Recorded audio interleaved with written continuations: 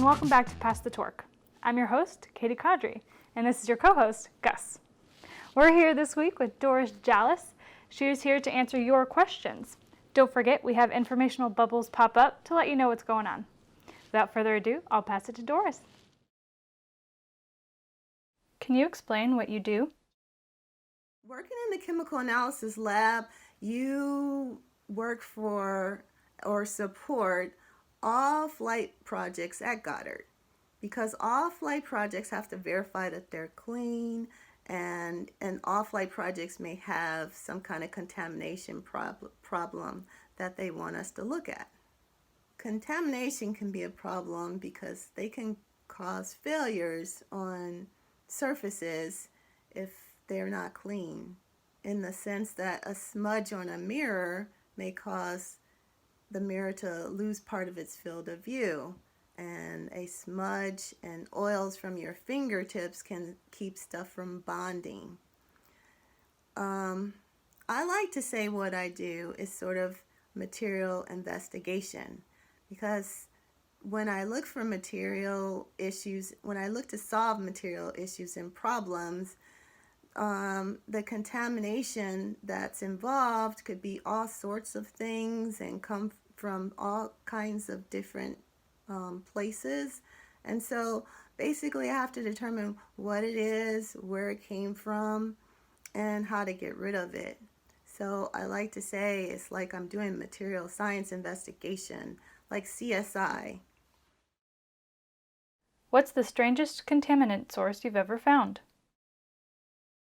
I don't know if it's the strangest, but I was on a Tiger Team investigation, and we were looking into contamination in the clean room facility here at Goddard.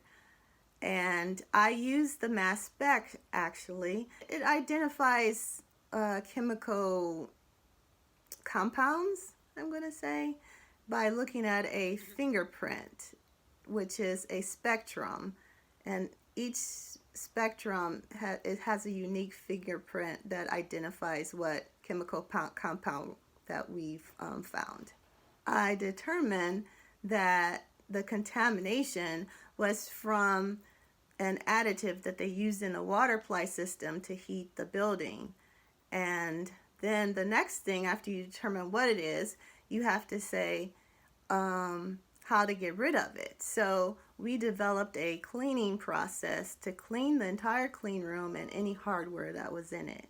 You just solvent clean it, wipe it down, and then you also take a rinse of a surface, and that's where I would come in again to verify that that particular contaminant is no longer present. How many different satellites or instruments have you saved over the years?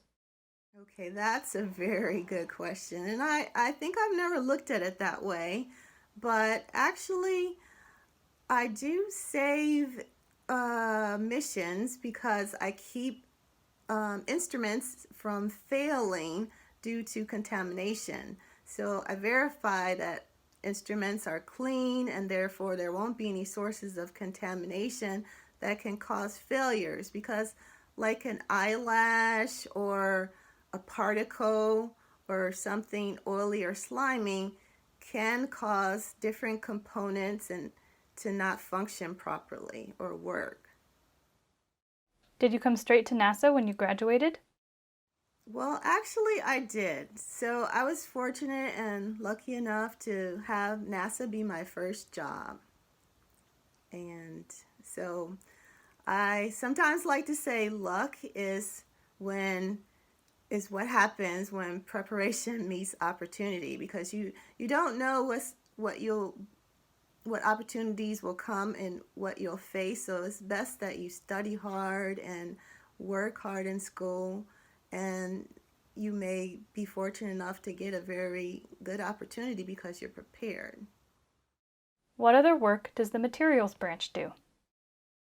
Besides all the testing that is done in labs, we do have a group of engineers that support the projects directly doing materials support, and they're called materials and process engineers.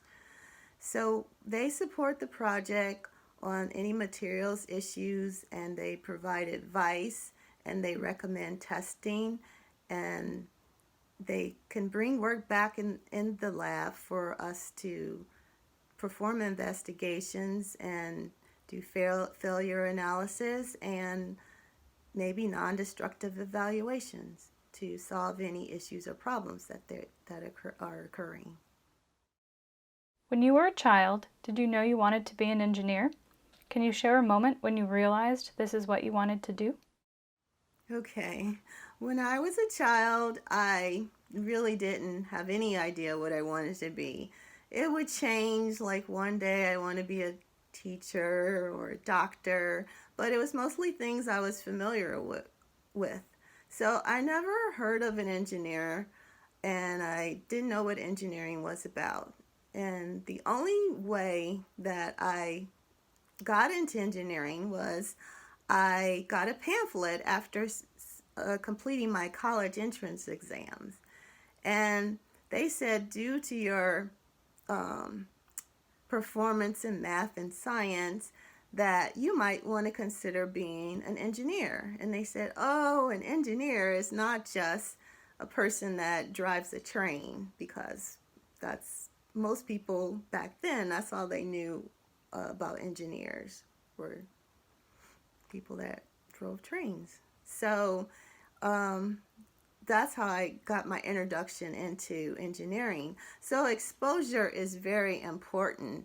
So that's why I think this series is very important, because you never know, maybe listening to one of the engineers on this show or series might spark your interest to be an engineer.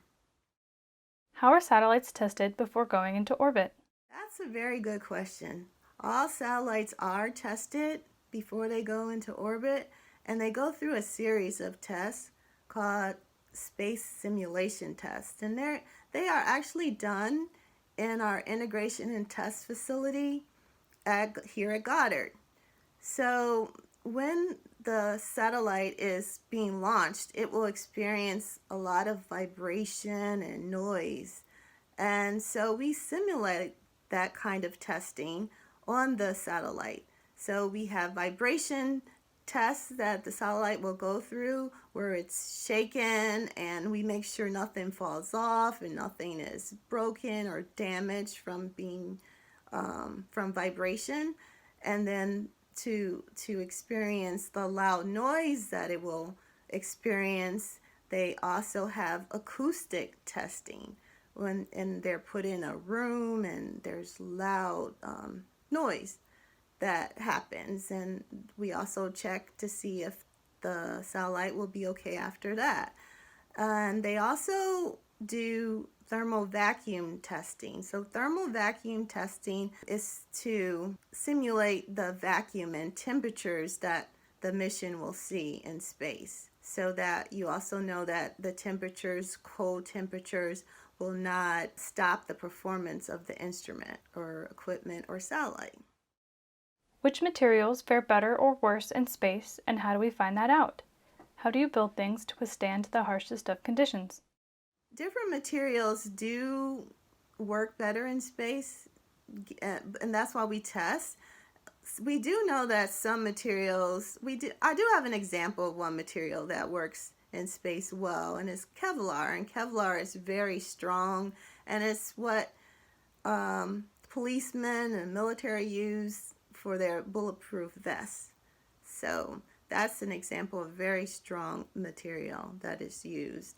Some materials we don't like to use in space because they outgas, and that can also cause problems. And the vapors that they give off, they can contaminate a nearby piece of equipment or electronics, and if they will deposit after the vapors are given off, they'll deposit or settle on something and make it not operate properly.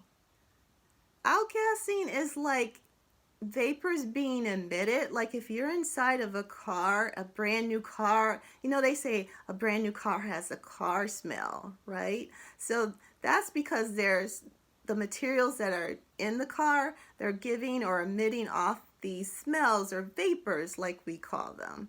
So that's why you have to be careful about things that are strong outgassers, because eventually they could condense, like on your windshield. If the plasticizer, that's what some of the materials are called, plasticizer, they're just from plastics. They might deposit and make a film or a fog, and then when they settle on top of a piece of electronics or a mirror, then that is considered contamination again, because it can stop like an electronics component from operating or functioning properly.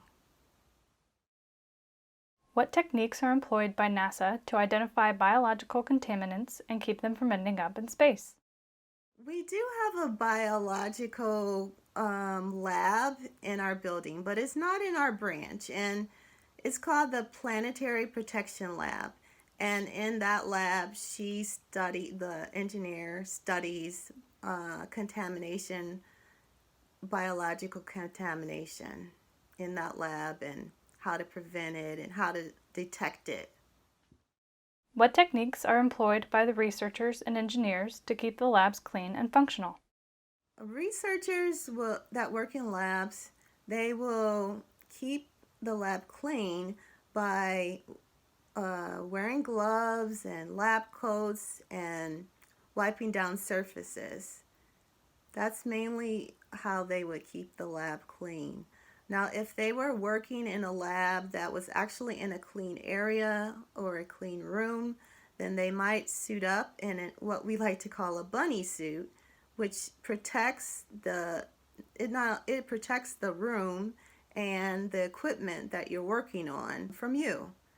So your hair and your oils in your finger and can actually contaminate the surfaces of the hardware and in the clean room. So if you work in a clean room, you have to not wear any makeup or lipstick or lotion, because all those things, if makeup flaked off on your face, that would be a source of contamination, and oils from your fingers could smear and smudge things.